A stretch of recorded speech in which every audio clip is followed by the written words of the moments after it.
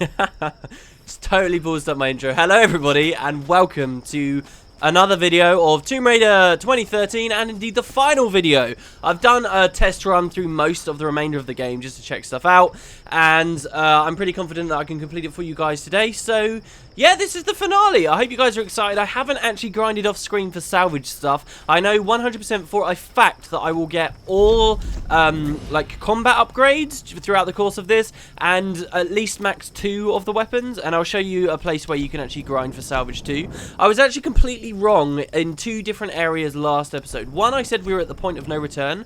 Actually, we're not. You can progress into this final chapter of the game and still like fast travel at one specific moment.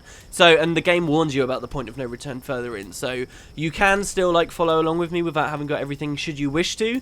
And also, with that in mind, there's like one final small area where there are a few pickups that kind of counts as a regular zone. So we'll get to that when we get to that. And basically I was wrong when I said the research base was the last zone. I'm sure I had comments about that already. Anyway, as it stands though, we've got 1,600 salvage from the last episode, and I'm actually going to use this to finish off the pistol. In my test run just now, the pistol felt really good to handle. The Magnum, should I say, felt really good to handle once I'd got, you know, this polished barrel, which improved its damage even further. We had even greater ammo capacity on it, which is really nice. The other weapon that I fully upgraded was the machine gun, which was in its final iteration. So let me just be sure here I've got every single upgrade. Tick, tick, tick, tick, tick, tick, tick. Yes.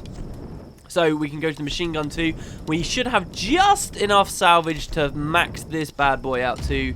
So here we can get a scope, and we can get, what's this last one? Oh, we should have enough. Well, 400. Okay, interesting. Last time I had enough. Maybe it's because I'd picked something up. Anyway, we'll upgrade that when we get to the next camp. Don't worry, guys.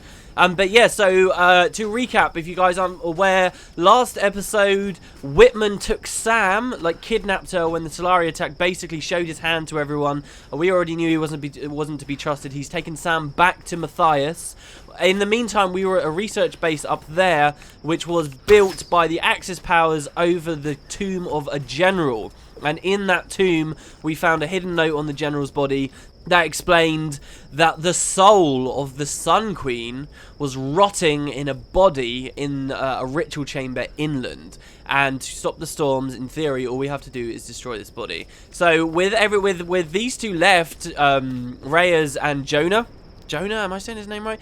With these two left, these are the only 2 people left. They're kind of riled up. We finally managed to convince them to go inland instead of off the island. So the idea here is we're going to sail up this inlet. Enough talking. Let's start with the cutscene and begin.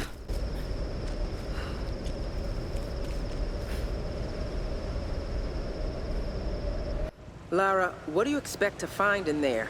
Do you really want to know? No, but you should tell me anyway. There's the soul of an ancient Sun Queen trapped in a dead body. Her rage is what's causing these storms. If we destroy the body, the storms will stop. Right. And why does Matthias want Sam? I don't know. And that's what's scaring me the most. Look, I know this is a crazy plan. Yeah, it is. But right now, crazy is all we got. So let's do this.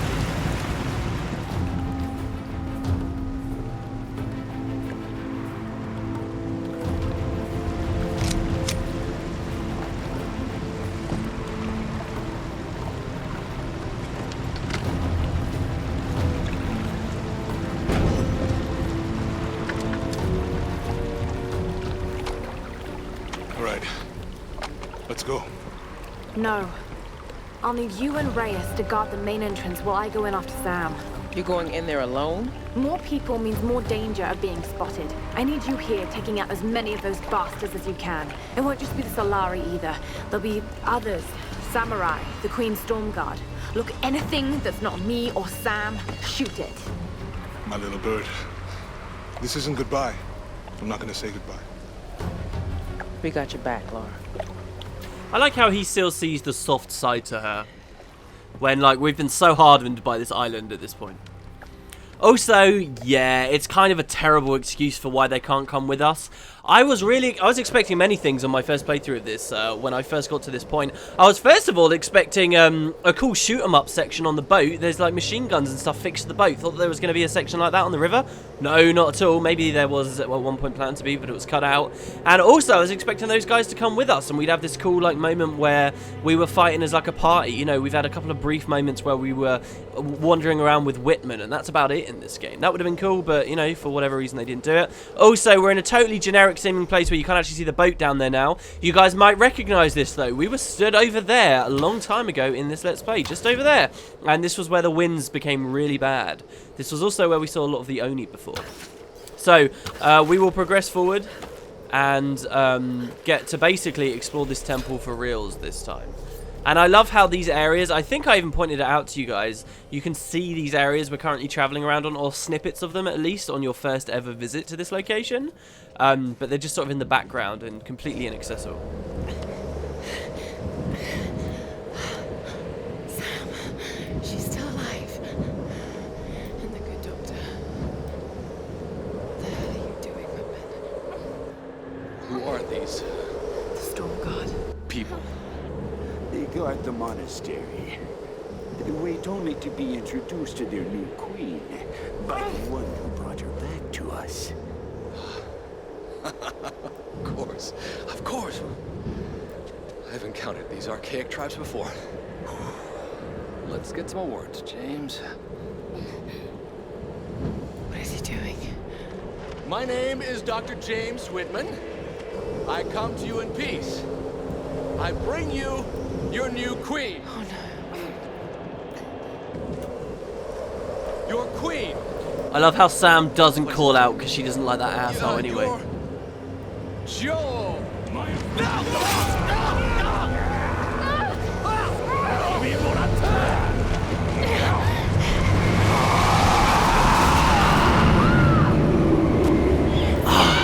Fuck, man. Also, okay, I'm sorry. This is like one of those perfect little moments, okay? How badass are we? Like, think about this from Matthias' perspective, okay? So they're running off. Think of this whole sequence from Matthias' perspective. He hasn't seen us from ages. He knows about this crazy woman that's, like, been decimating his forces. Is a true threat to him, right? Is now on the hunt for him, basically. Hasn't seen her for ages. And this happens, this complex scene where Lara isn't really even a part of it. You know, he sacrifices this guy, he's got Sam, he moves by his own enemies, and the wind blows and destroys everything, and in the chaos behind him, what does he see suddenly out of nowhere? Lara Croft, just like there, fighting against the wind, not been killed by the wind like these badass soldiers just are, and she's just like staring him down. She's just appeared out of nowhere. We're like the fucking Dahaka. It's amazing. I just love the idea of that whole scene from Matthias' perspective.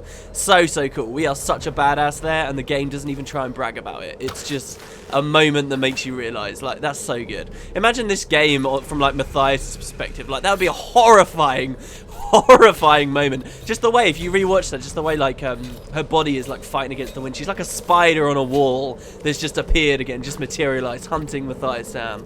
It's fantastic. Oh my god, I love it. Fills you with adrenaline.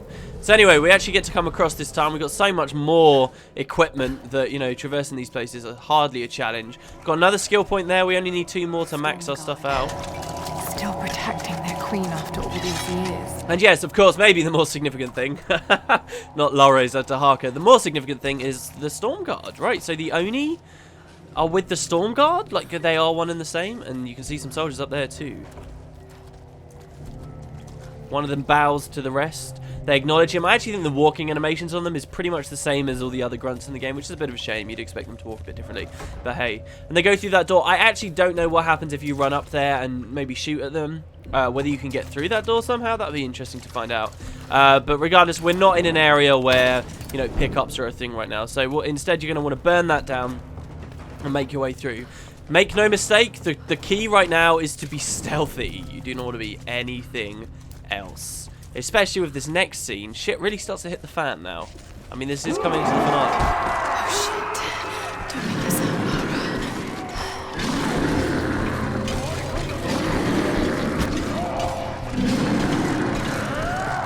Now, what will happen if you jump, if you roll, if you do anything aside from walk very slowly, they'll see you and it will trigger an animation where you just get shot to death in seconds. Like, so as tempting as it is to jump out into that army, really it's not feasibly possible. But this is so cinematic. I love this moment. Look at all the soldiers over there in that corner as well. It's ridiculous.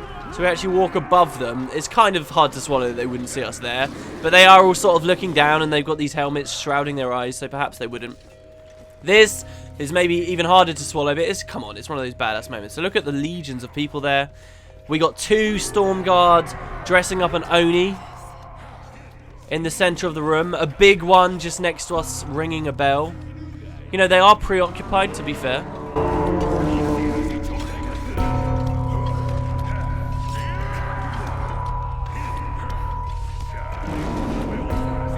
And now, over here, we have to make a jump. Which, yeah, speak for yourself. It's probably going to make some noise. We knocked some skulls off.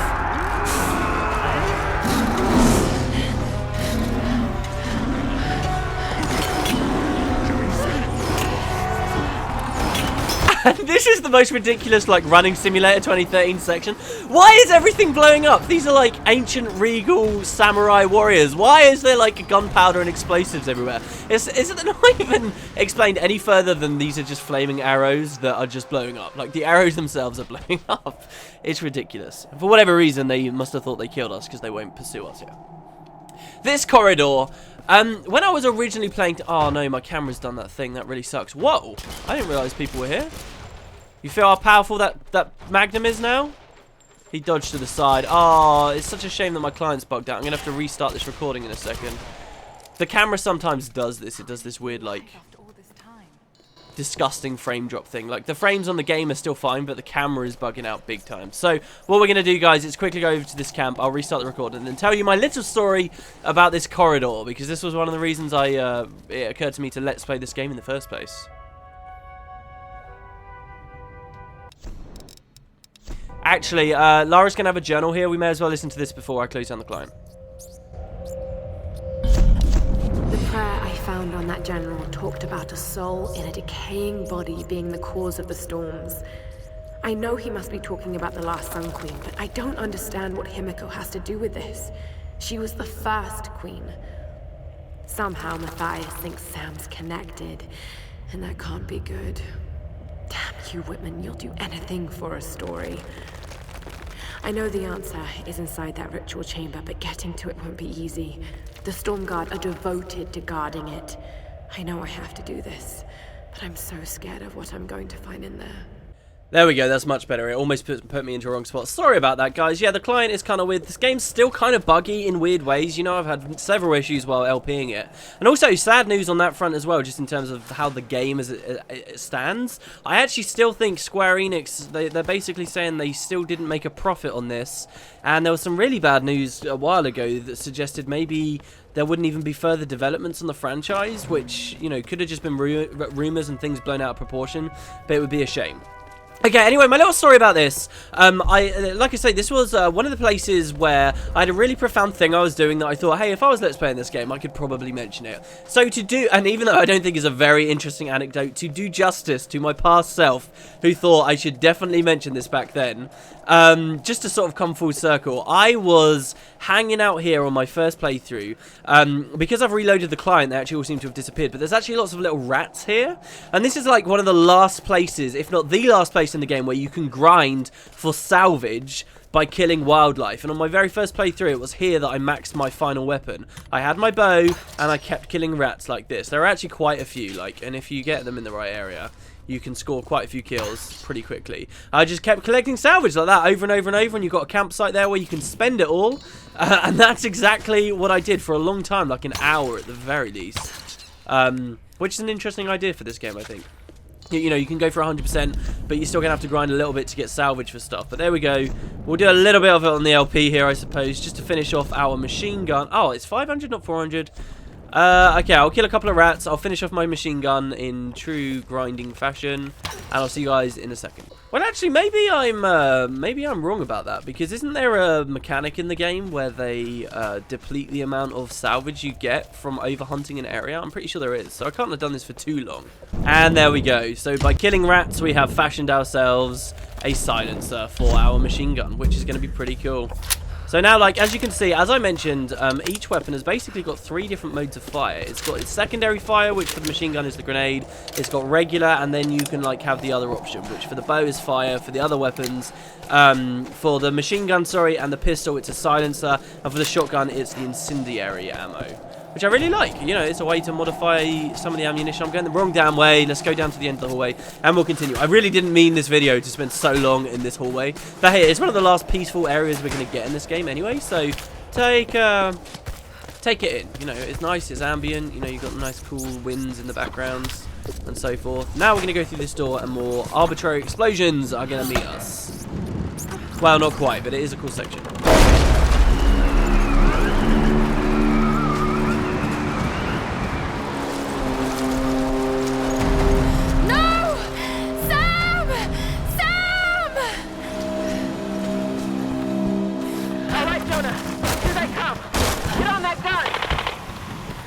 I got this side. Call our target. Come on, you bastard! Watch out! On your right!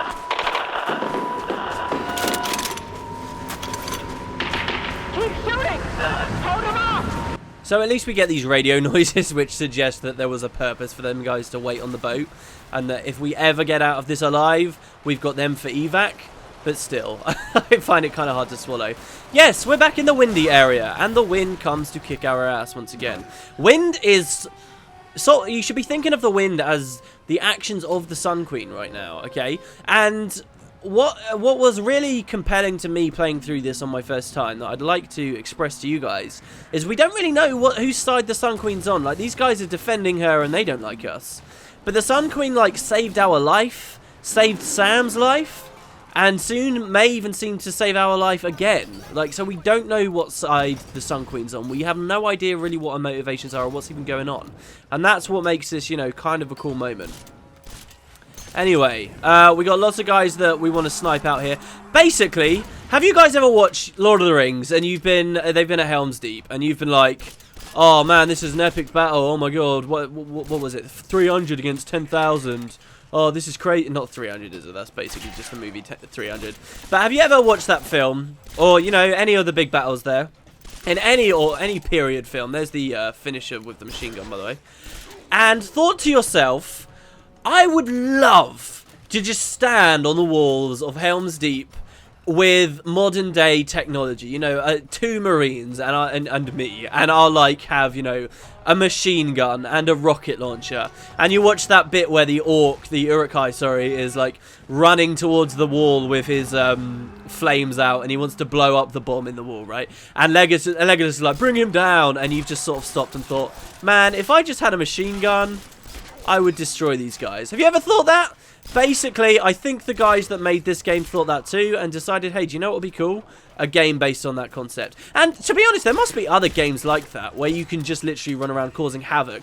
These guys are traditional fighters. There are a goddamn lot of them, but, you know, they're traditional samurai warrior people with old equipment. And we get to kick their ass with modern day equipment. Now, I say kick their ass. It's actually very difficult, this bit, because there are so many enemies. Sometimes the grenades are really good against the shield bearers, and sometimes the shield bearers defend themselves. I'm really not sure what to think. There's also plenty of explosives for us to use on our way. And as you can see, even though we're in hard mode, the game, like, I was really worried about this, honestly. I won't say I was most worried about this out of everywhere in the game, but I was worried about this section for hard mode because I thought, wow, this could be, like, ridiculously difficult. It turns out it wasn't. On my test run just now, you know, I'm probably going to do worse just because I'm giving commentary here. But on my test run just now, it really wasn't so bad. I also, I wanted to see what happened in my test run if you just, like, ran, if you just legged it and tried to skip past all of the enemies. And it turns out it is gated. You have to kill them all. Like, if I just ran here to the end, this pillar wouldn't have been knocked down. In fact, I don't even remember seeing the cutscene where that pillar is given. This section is really nice for grenades, by the way. There you go. I think the idea is you have it bounce. Oh, no! Damn it. There we go. He's down. I knew he was low on health. Oh, shit. Get into cover, get in cover, get in cover. Thank you. Yeah, so I think what you got to do is bounce the grenade and get into the shield. Yeah, if you try and skip, basically, you can't, because there's always arbitrary little things. What? Come on! The fire wasn't even anywhere near me! Damn it. The funny thing, I guess, the disappointing thing, is you can like grind for salvage, but then the very next section of the game is this, where there's a million bodies full of enemies that will just give you salvage when you loot their bodies. But yeah, you can actually destroy people's cover. One thing I'm probably not demonstrating very well in this video is there are loads of ways you can interact with the environment. You can burn people down, you can pull away their cover, there's loads of those little explosive barrels. It's all really useful if you've got the smarts to actually identify it in the heat of the battle and use it. And I really like stuff like that. That's like a modern thing. I don't know. Well, fairly modern. Since the most recent generation, not PS4 and Xbox One, since like PS3 and Xbox 360, more and more games have just been adding stuff like that, environmental hazards and things into their combat systems, like in a way that we never used to see. And I don't know, I feel like because I was sort of weaned on the PS2, the PS1 and stuff, like, I don't know, I'm not too good at pointing it out and spotting it if I'm deficient at anything. Anyway, so you can destroy the cover prematurely here before the next enemies spawn, which maybe would be a good idea. But this area is best because you can destroy that entire tower and do it quick because they're going to try and blow up those rolling barrels next. There you go. Someone managed to do it. They're going to just try and destroy those early. So just get out of the way with nice and quick before they can basically kill them before they can kill you. I know it's a crazy tactic that I bet you're all glad I'm telling you. Right, let's come up here. And we're going to have like another shootout section before this whole army bit is over. And he's dead. Ah, that would have been perfect. Oh, well, we managed to kill one guy at least. Ah, no. Shit. Well, you get to see some of the cool death animations. These enemies you only see towards the end of the game, right? But they've got cool death animations. I absolutely adore the way you can get impaled by this. Do you know what would have been great as well? You know in the cutscene last... God, I got so vicious there. You know in the cutscene for... when we were in the General's tomb, Lara just like pocketed. I don't even use my shotgun. That's like 101 for fighting these guys. When we were in the General's tomb, Lara actually took his sword and like put it behind her. And I thought for a moment that, like a beautiful moment, that instead of using our pickaxe to kill people. Oh no, I need to dodge this. I need to dodge this when he comes to me. Shit, no, no, no. Why can't I dodge backwards? Come on, come on, come on, come on. Ah, I missed. There we go. He's down. Evade. Counter. Reload. Fuck. I could have finishing blowed there. Oh my god, he hit me so quick. Okay, okay, okay, okay. I don't want to die to the last guy in an encounter again. They always seem to scale up the last dude you're fighting to make him way harder. Yes! The General! When we were in the General's tomb, she pocketed his sword, and I thought that, like, instead of using our pickaxe... we could have had like this incredible thing where instead for all our melee combat was being done with the General's old sword. Like there's this old favourite game of mine, which over the years I've mentioned a few times on my videos. One of my absolute favourite games of all time, one of the games I get most nostalgic about and still return to even today, is called Little Big Adventure. What the game here is showing us is that like a railing blew off of this door so that we can actually break through it. It's kind of a very arbitrary, crappy reason for why we can now make progress, but hey. Yeah, Little Big Adventure 2, and in that game, the art on the CD and on the case showed your character with like this golden sword, and it was like the most badass thing in the world, and like you had a laser pistol in your other hand. But the sword was like one of the last things you got in the game. It was right at the end of the game, so like it felt incredible to finally get it. Oh man, and maybe that was just playing into me as a kid that was so excited about that, but that was awesome. And I thought we were going to have a moment like this on Tomb Raider 2013, but no. So, big boss fight with one of the Oni we saw early on, except this time we're not whimpering around in a pile of corpses. We're prepared to fight.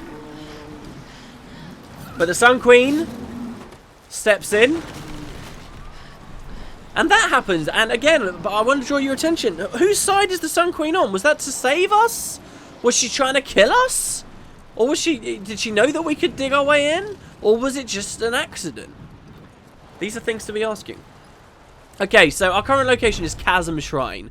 This is the true final area of Tomb Raider 2013, not the research base. But this is such a small area with so little here. But hey, I should do it justice. This is the last area. So we get some pickups. The last pickups, let's have a look. It's just no GPS caches. This Chinese earthenware is thousands of years old. Could they have visited this island before the rise of Yamatai? Now, the documents you get in this area are really significant in nature, but the artifacts, the relics, are kind of meh. So I wonder whether they just had a bunch of vases that, in the end, they had nowhere to put in game, so they thought they'd slap it into this last zone just to fill them out. Do you know what I mean? That's what I kind of think. Also, it is, as ever, curious as to why there is modern-day ammunition satchels all over this place, when it's supposedly the harbour of a sacred and ancient peoples. And that's just a curious idea too, that maybe you guys have been wondering. Oh, so there's something up there. That's really cool. I didn't even know that existed. Like, these people are still alive and active, so why has every semblance of their culture and civilization just fallen into ruin if they're still active and around? Like, there's this weird idea that maybe they might be undead because you never quite truly see their faces or anything, but I don't think they are. They're just people that still live here. It's weird. So this room is a puzzle room that also happens to be chock-a-block with stuff. First of all, there's a treasure map in here. Wow, that's really weird. What the hell? I thought the treasure map was here, but it's not. It's over on that other side. That's really curious. There's also one of these here, and there's something else too. I've seen similar artifacts from the Ban Giant site in Thailand. How did this get all the way to Yamatai? So again, like, this is very cool. I've seen similar artifacts from the Ban Chang site in Thailand.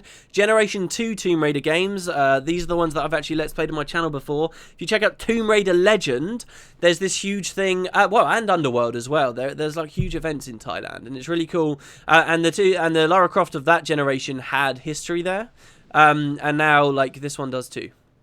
And I think that's very cool. Especially if she was working on with her father at that dig site.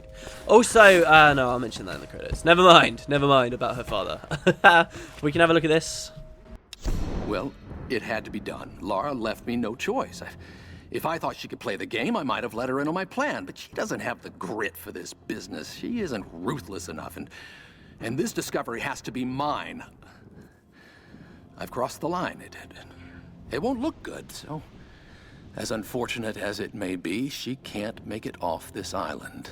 None of them can. And whatever happens with Sam, it just makes this whole story all the more newsworthy. I don't think Matthias or his Solari can be reasoned with, so I'll need to slip away as soon as this ritual is completed.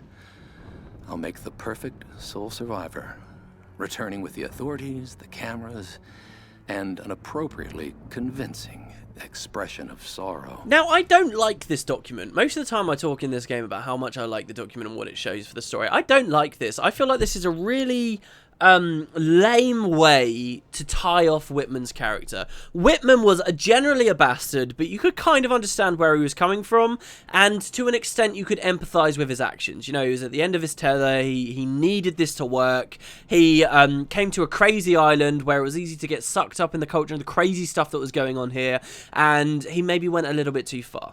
Definitely went a little bit too far. And, you know, he's not meant to be a liked character, but at least he was a two-dimensional character. But then they throw this in and just make him into an evil arsehole that was going to throw you all to the wolves and kill you. And it just seems like a really lame thing to do, a nice way to let the player feel, you know, that it's okay that Whitman died and that they should have no worries about it. It's just more pandering to this, you know, lowest common denominator. Oh, this has to be black, this has to be white. I really don't like that. I don't like that they just throw this in. It's just a lame excuse to be like, okay, he was an evil character through and through. It sucks. Lara says, Whitman, you foolish man. In the end, your ambition got the better of you. The game would have been better if that never existed at all. That's the final endurance officer thing, though, so we've got that. And feel free to disagree with me, guys, of course. Now, there is a pickup up there as well, or at least there's a salvage box. Where the hell is the treasure map? I know there's a treasure map in here. How do I know? Because I've sodding got the perk that shows me where all the maps are. Oh, the map was up there, was it? Okay, and I guess the document's up there too? Oh no, the document was in the other room, my mistake. Yeah, there's actually a document next to this doorway here. There we go. So we read this one as well. We never had a chance. They were waiting for us, hundreds of them. We never even made it to the sacred chamber. From the beginning, we were doomed. And now, I wait for my ancestors to take me. I can hear them. The Oni are killing my brothers, eating them, consuming their souls. So much death. I'm that last one. What is my fate? Will I become one of them? Ancestors, hear me. Please, take me away from this, before the Oni come for me. Please, take me to the afterlife. Let me die in peace. And what I really like about this is the last document in the game. What was the first document in the game that we picked up? It was this same soldier. This is the soldier's story. How cool is it that the game is bookended like that? Amazing. I also found myself at the end of this asking like the same question I asked with that Solari cultist member. Sort of, I wonder whether we met this guy or killed this guy if he did become one of them. And then that sort of just reminds me, hey, the Solari, dude, this story is like totally eclipsed them. Like, we haven't seen a Solari for a while, and we don't really care to see a Solari for a while either. Right, we will climb up for the treasure map and that final thing. But first, actually, what we're going to do is begin the puzzle. So we're actually going to crank this thing just to be more efficient about this. We're going to open up this cage. This looks like a torture killing room. A bit like that giant monster people are getting fed to in Star Wars. And there's actually a cage. There's a cage in the middle of the monster mouth in the Great Maw. Sunk in what's the word I want there? There's a word that means like pressed into the ground. That's a cool word. Anyway, it's in there. There's a cage in there where people died, as you can see. Lots of bones in here again, but I guess we're used to that now. We're actually going to crank it all the way to the top. And before we go up as well, further, we're going to close the cage behind us. This is the only like tricky bit of the puzzle. This is the puzzle in its essence, closing the door behind you. I've also never fallen in there, and I wonder what death animation you'd get from going in there. Probably nothing. You should just like slide about in that weird way. Now that we've done this, though, we can climb to the top floor, and as it's quite apparent, we can use our rope thing and the ascender combined with that to move this very heavy object and have it interact with the environment in a cool way. So let's grab the treasure map. This is going to show us a couple of the objects in the area in the next room too, a couple quite literally. Oh, it wasn't the last document, damn it. Why do I say all this cool stuff and then it doesn't come true? Damn it, there is one more document. And of course there's Lara's journals as well, but hey, whatever. Alright, and we got a relic over there. Man, that sucks. They should have swapped those documents around. How easy would that have been? I guess, you know, though, it's one of those things. Not every player would have listened to that soldier as their first ever document, so whatever. Right, from this elevated position, we're going to grapple onto the cage. We're going to use the ascender and swing it into that rock wall at the back of the room. We're just going to smash that open.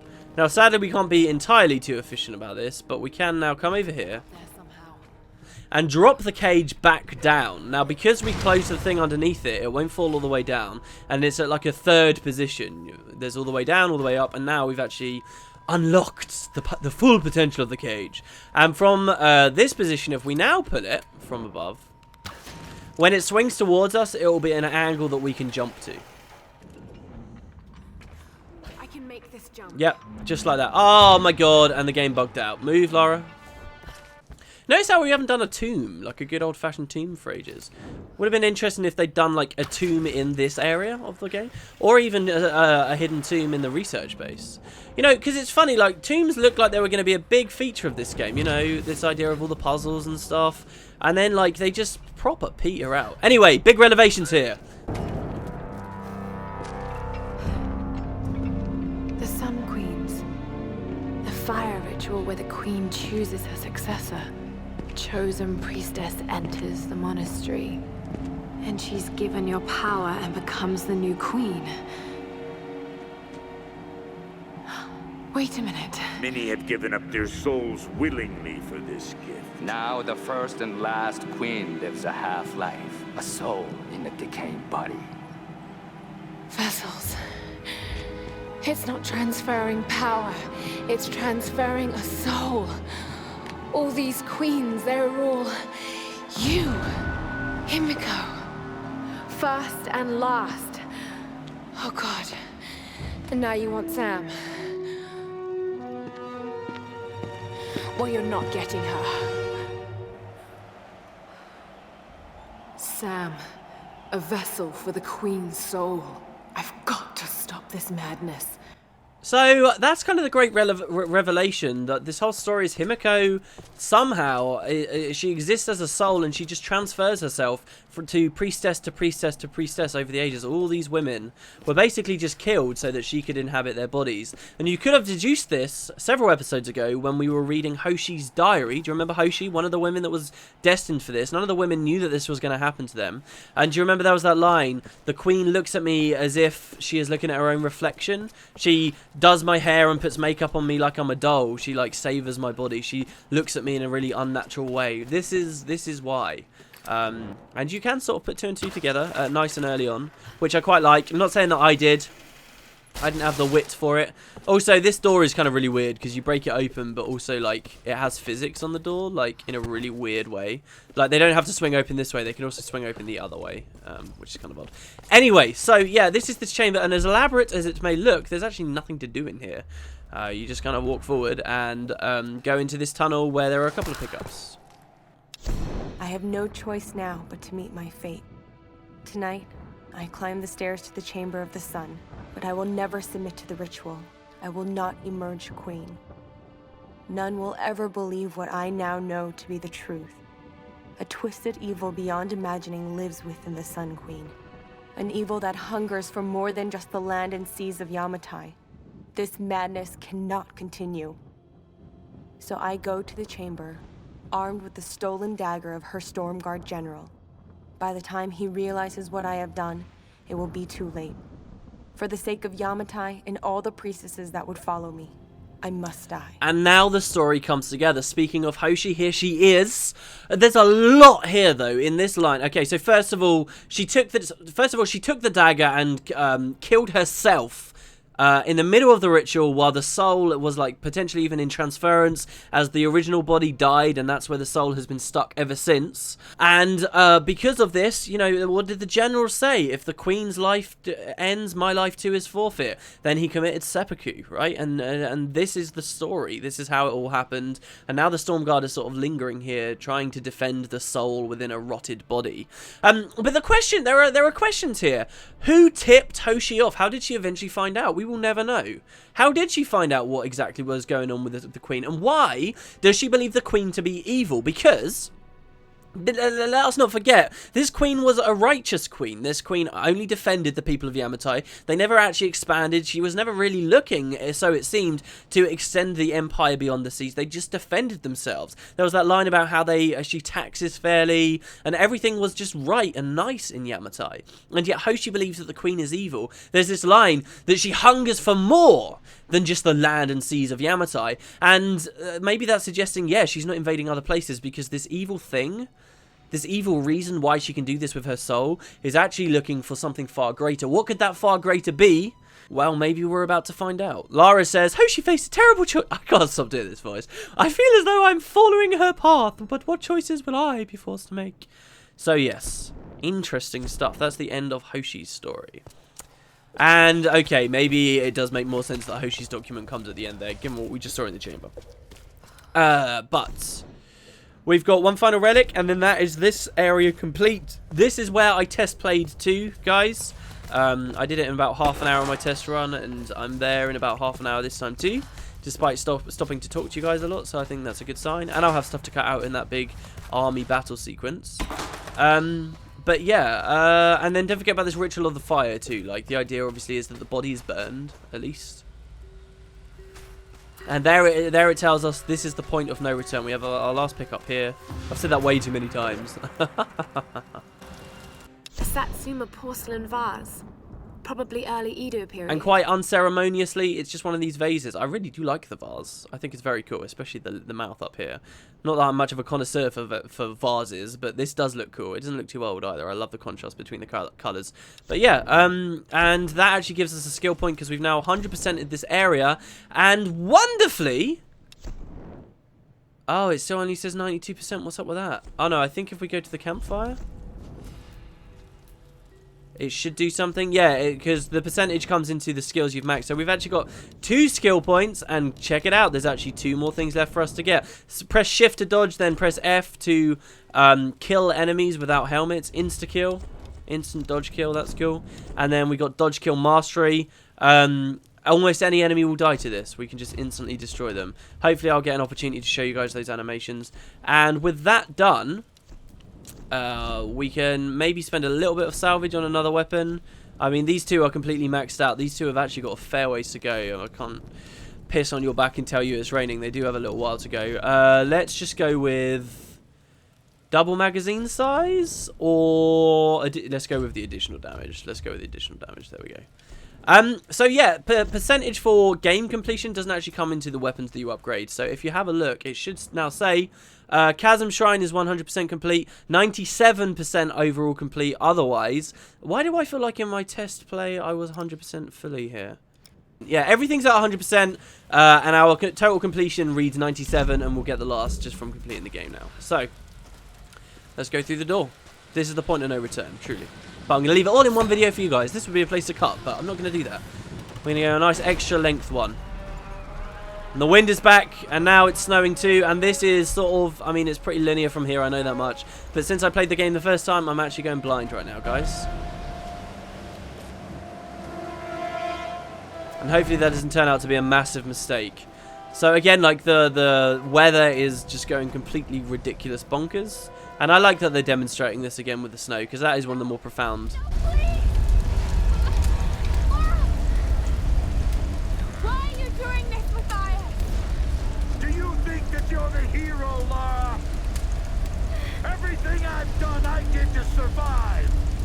How many lives have you taken to do the same?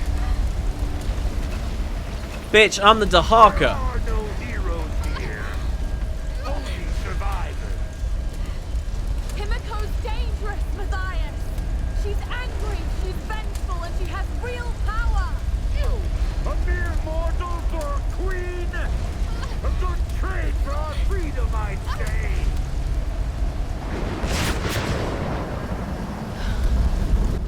That's her lightning strike, almost signaling that she's listening to us.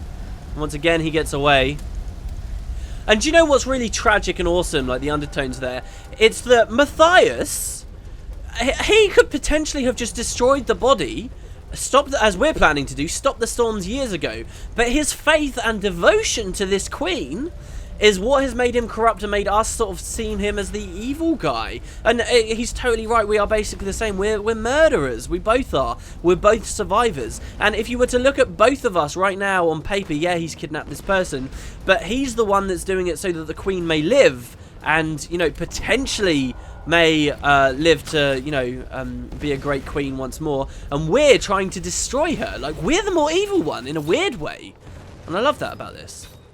We're actually going to progress through here. No pickups at all to worry about. No reason to slow down with the pace. And I remember this whole sequence very clearly because the environments seem to get really abstract. Like, they're just close enough to tether on the realistic. But honestly, they get really abstract and weird, especially when the wind starts destroying these places.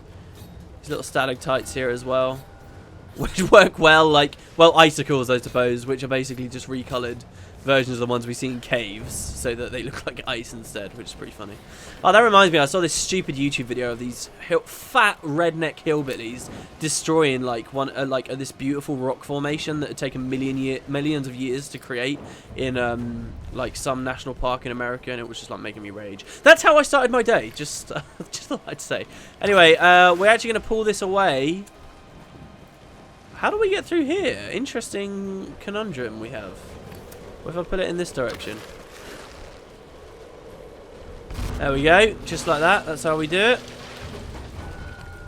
That is what the fox says. We're going to jump up here too.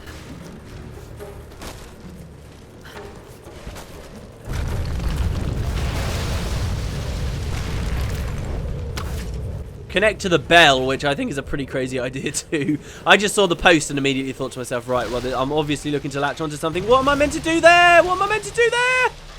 Oh, I was just meant to move towards this. I thought I was doing that. I was doing that while pressing space to jump and moving to one side. So this is going to actually move. Well, what do we want to do? We want to jump over there, right? That seemed really, really dodgy. Watch out! Those bastards are heading your way. We did everything we could to slow them down. Thanks, Reyes. Get to the boat. If I'm not back... We're not leaving without you. We'll be waiting. Reyes. And there you go. That's insignificant too. That's a big change from Reyes. Remember about how she was going to leave without us? And now she believes in us. I don't know why. Maybe she's just full of adrenaline from the battle down there. Don't be scared to press E there and save your life. Also, yeah, that was the Solari down below. Not the... oh my god. Not the Oni or the warriors of Himiko. Those were the Solari chasing us. So both factions are going to be fighting one another together. With us in the area too, which is just going to be phenomenal. I really do think this game has a great climax. I really do. Right, which way are we headed?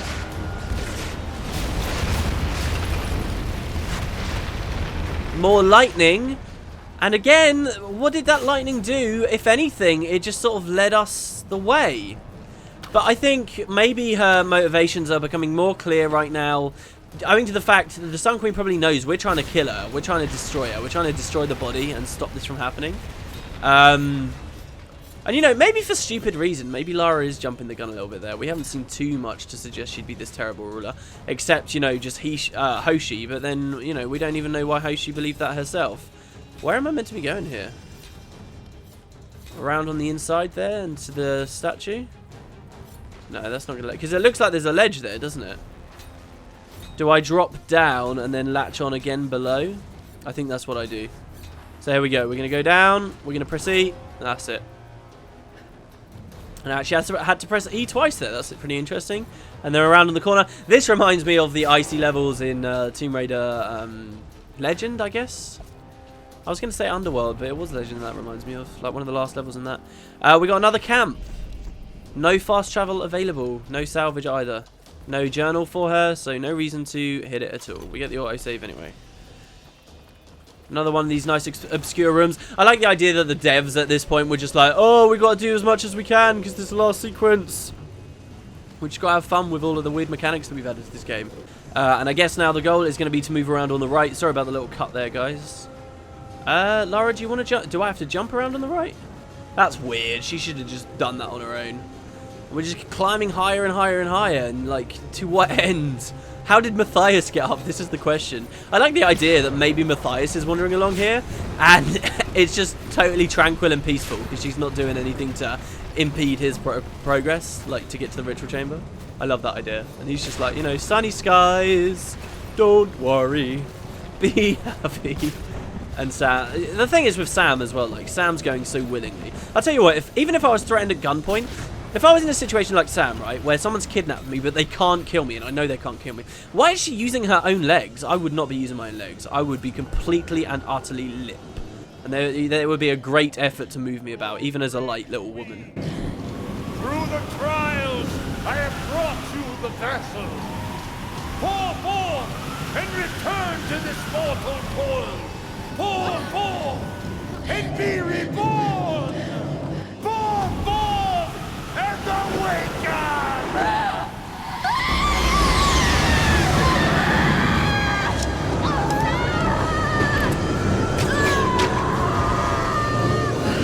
So the first straight up magic we've seen! It's all real, guys. Everything's real, and I don't know about you, but that corpse thing of the woman looked pretty decisively evil. So yes, this is like the final sequence, and we're basically in the final boss fight here. The Solari make a wonderful return, a completely unwanted, unwelcome return, but they do make a return. Oh, damn you for throwing that. That makes me so sad. And the idea is we're just fighting in a big... Oh, what? Come on! I ducked back down undercover ages before I died there. Like, easily ages before I died. And being in hard mode, this is probably not going to be a walk in the park. But I will try it. They'll give us plenty of ammo as we go. There's also interesting little side areas we can go off to. Ah! Fuck. Well, hey, we found a nice technique there. I can shoot the guy on the right to knock him off the cliff, and then the other guy in the head straight away. So just go, Lara. Go, go, go, go, go. Pistol. There you are. You go down. I also feel like this is one of those annoying situations where every time you kill someone, it automatically respawns a new guy. That's fine. Just let him move forward as I regen my health back up. I wonder whether hard mode's been doing that as well, making it longer for me to get my health. Right, okay, we've dealt with that. And as I say, you can actually come up to these areas. I'm not sure if there's any purpose to it, though. Except perhaps going around one side instead of the other. I love that this guy missed me so much there. There we go, he's dead. Good, right. Got anyone else? We got you over there. Oh, no, grenade. That's fine. I'm happy. Of course, moving through the center of... Oh! Oh, that freaked me out so much. Boom! There's the killer thing straight away. Look at that. Arrow through his throat. He was one of the most defensive enemies in the game, too. Fantastic. Oh, I'm really glad I managed to show that off. You just threw a grenade at me, didn't you? I love how this game sort of very dynamically adds basically mini little quick time events that you're seeing in some of the cutscenes, but as a part of the combat as you buy these new perks. We can still be looting these guys for ammo and stuff, but really there is no reason for it. Another region, like this pickaxe has saved our life how many times?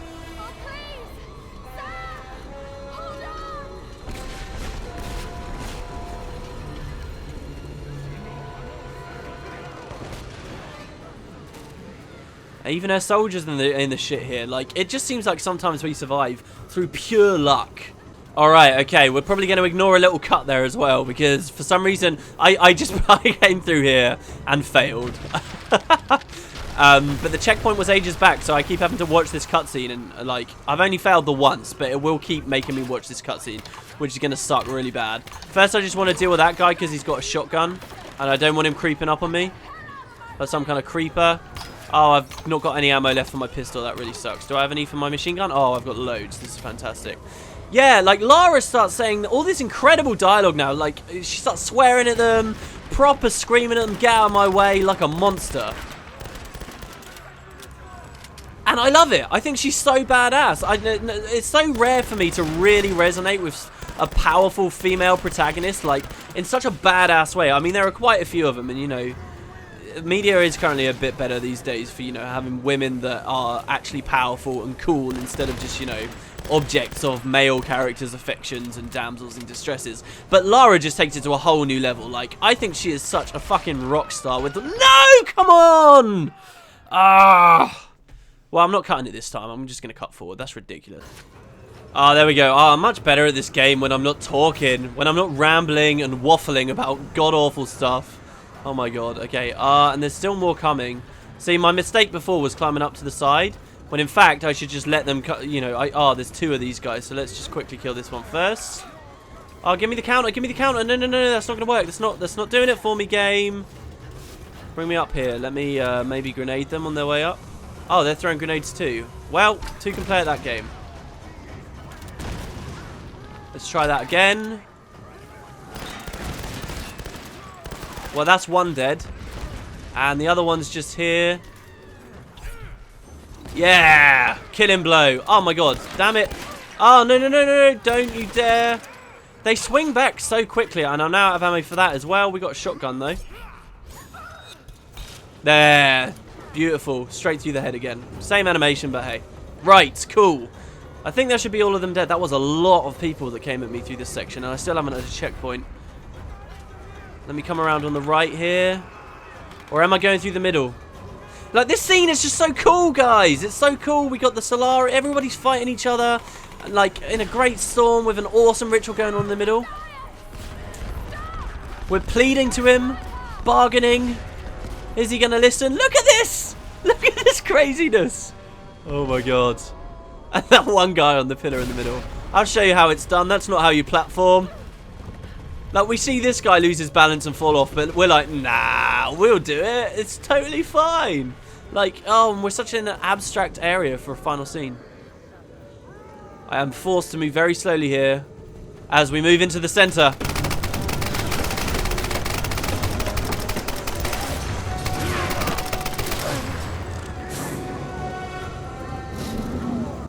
And this big mean guy is back again. Are we finally going to fight him?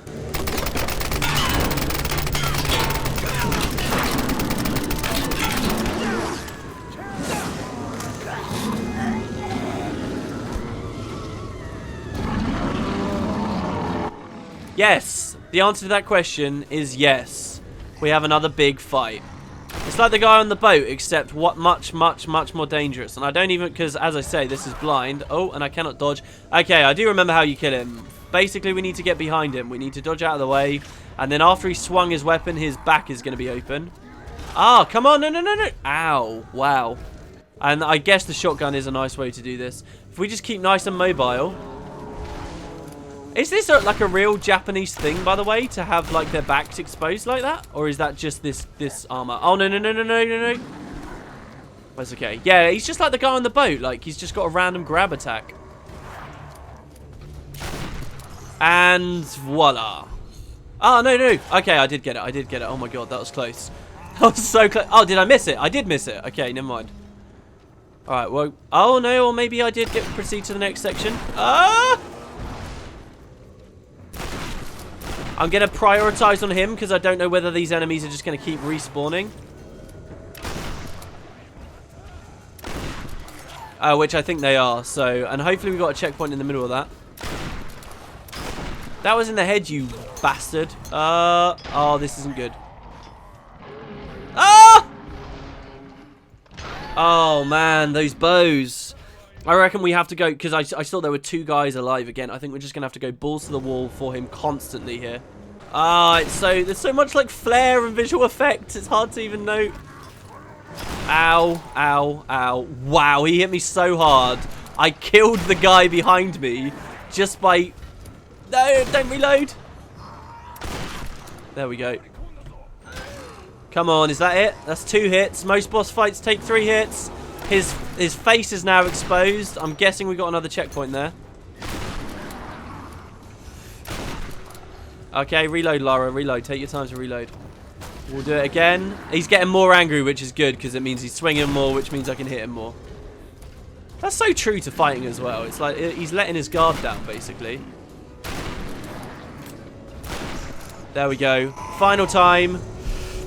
Oh, come on. And again. Smash F. Oh, keep pressing the button. Mash E. E, not F. I wonder what would have happened if I didn't mash E hard enough there. And just suddenly the guys around him despawn, which is good. Woo! What a fight. And that's not even the big baddie yet. Matthias awaits. We can finally get into the center. Here we go, guys. We've done the full clock here. The last run of Tomb Raider 2013. Sam!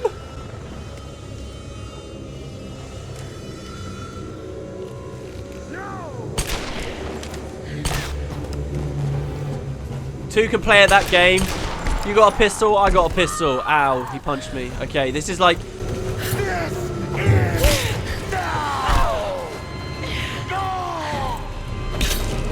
There, grab his pistol, grab his pistol.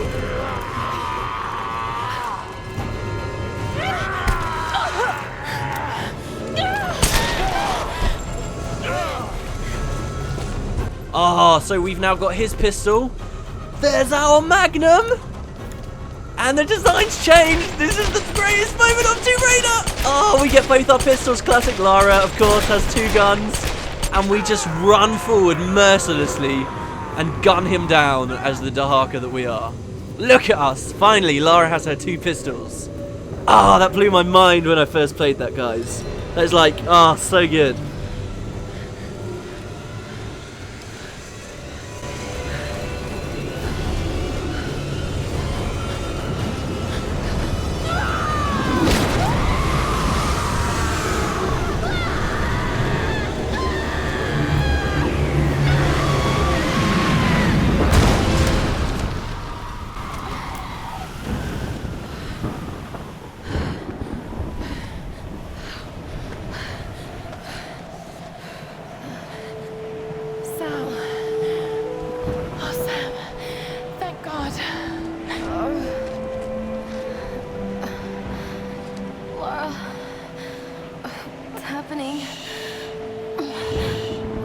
I'm here.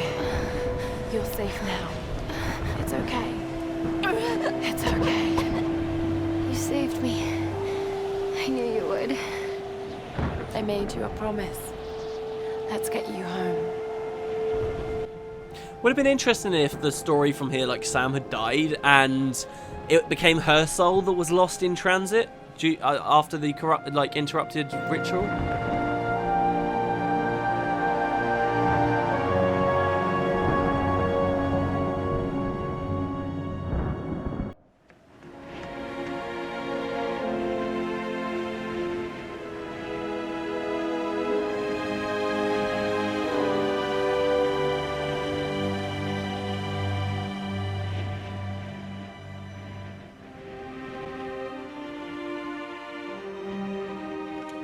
There's Lara! She's got Sam! She did it.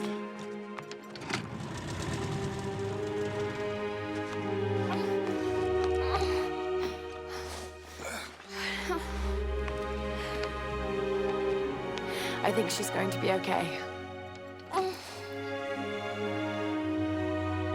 What happened up there? It's over. We can go now.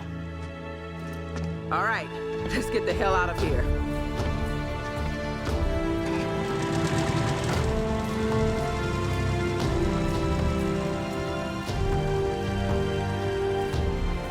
I've been so blind, so naive.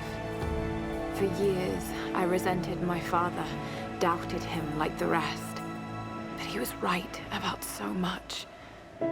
I just wish I could tell him that now. There are so many mysteries that I once dismissed as mere stories, but the line between our myths and truth is fragile and blurry. I need to find answers. I must understand.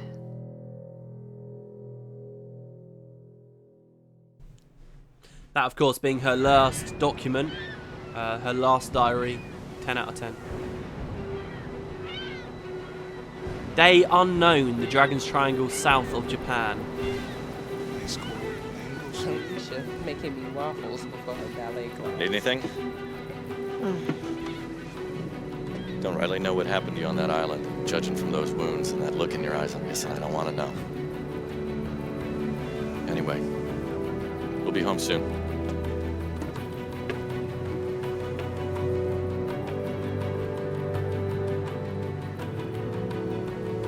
I'm not going home.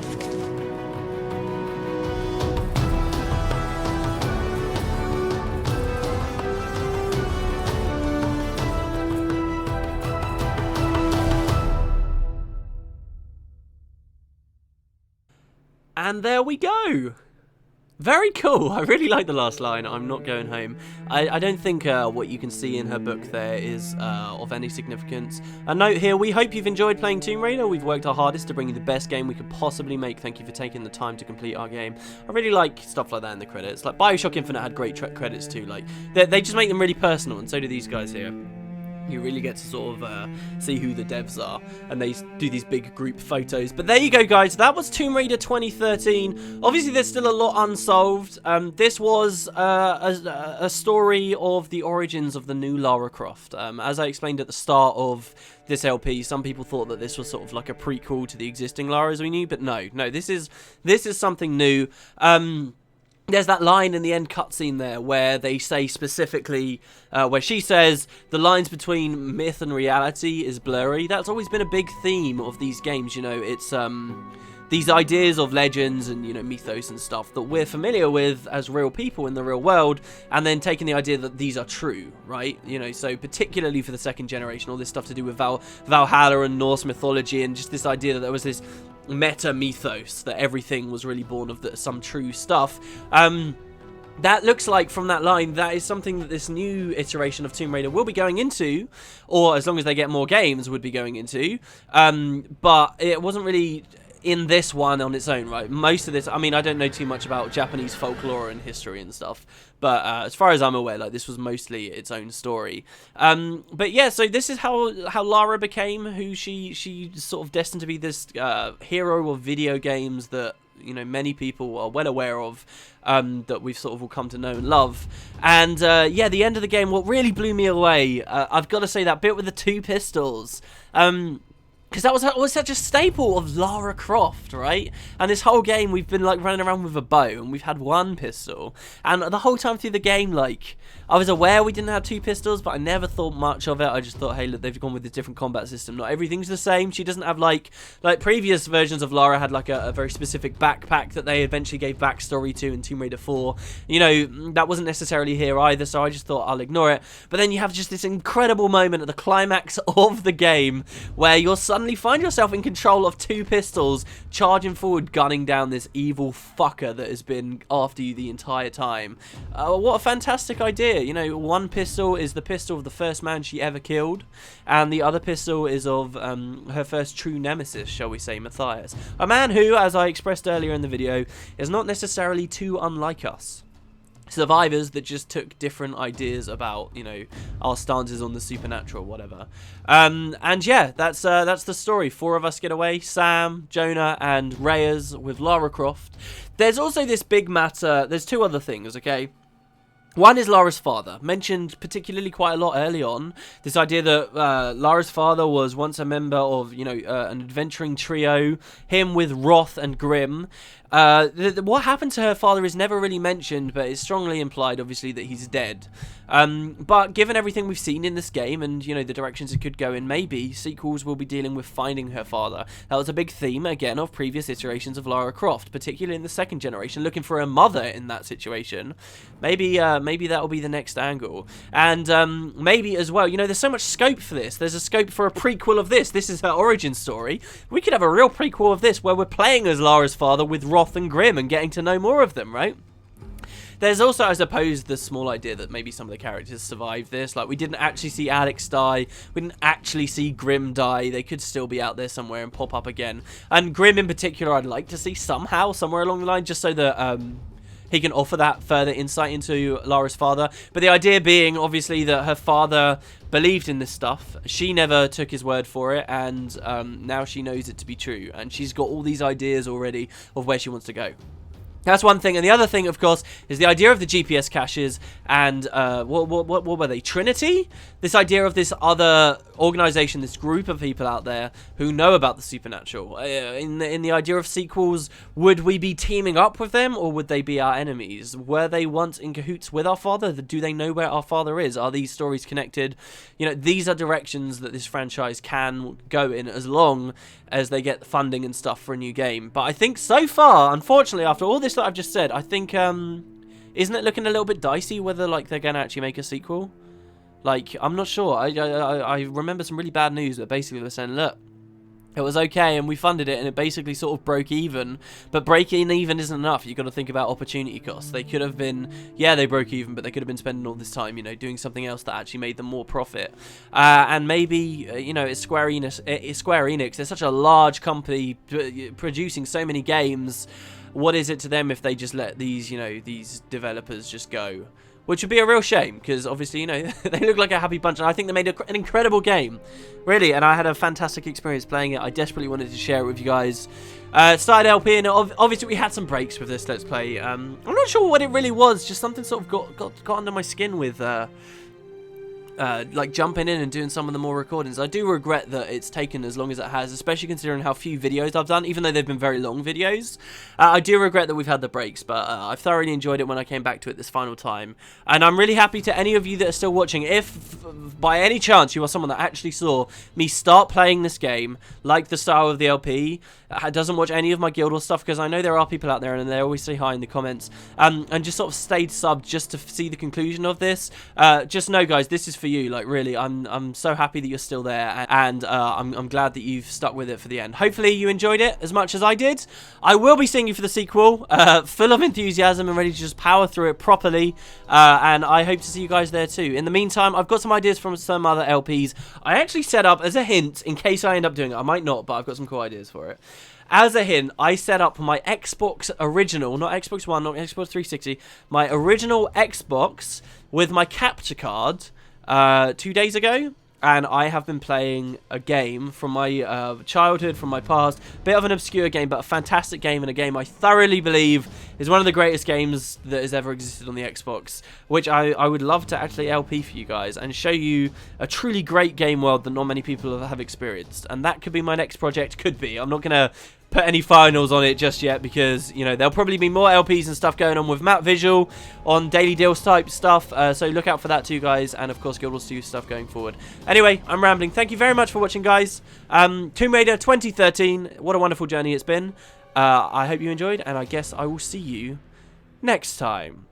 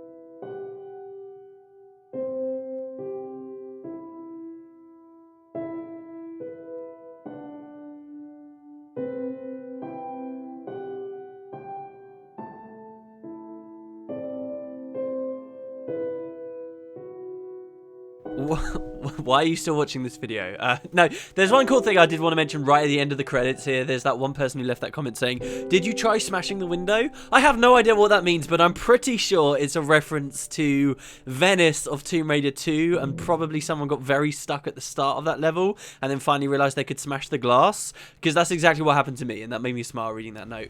Also, as you can see here, right at the end of the credits, we get a nice little pop-up. Congratulations, you completed the story with an overall game completion of 100%. You may return to the island by selecting continue in order to complete any unfinished activities, but we have none. There's 100%. Thanks again, guys. I'll catch you next time.